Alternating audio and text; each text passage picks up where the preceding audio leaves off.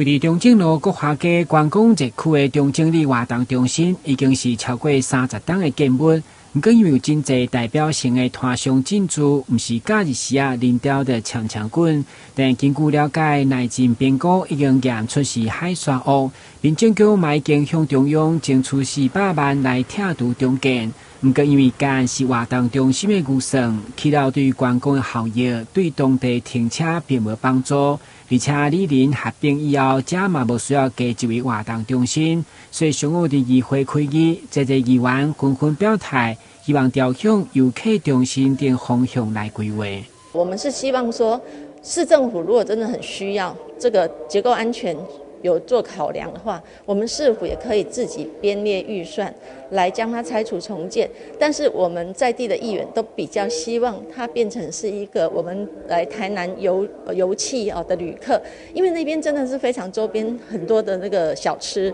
还有就是有我们庶民生活跟历史场域的再造，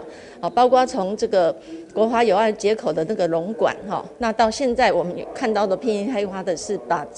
我们过去的场域的一个再造。我们希望它是一个可以游客休憩，那么可以让国华街整条在假日的时候观光人潮很多的时候一个喘息的一个空间。那么我想希望是能够市政府就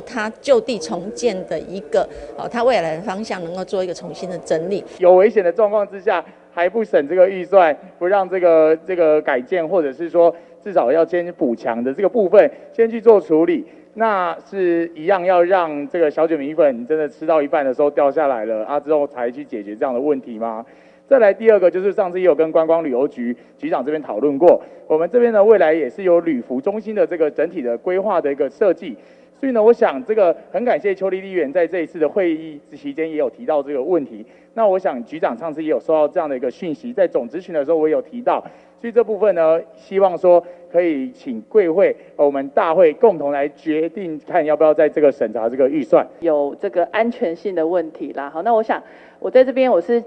要求说市政府啦，这个部分安全性的问题要怎么去处理，这个部分一定要优先的来做这个部分。那我想刚才包括几位议员先进提到问题，我觉得这个民政局这边也要综合来做一个评估啦。我们当然希望兼顾安全，还有整个区域的整合跟发展，这个部分请民政局这边要详细来处理，谢谢。地处局长郭信良嘛采时间暂时无信，但台后一摆听书委员会搁再提出新查，期间嘛希望寻求府会甲地方的共识，看如何规划，嘛无排除由市预算来主导，除了兼顾安全，可以当发挥上大效益。但新闻管制林根采访报道。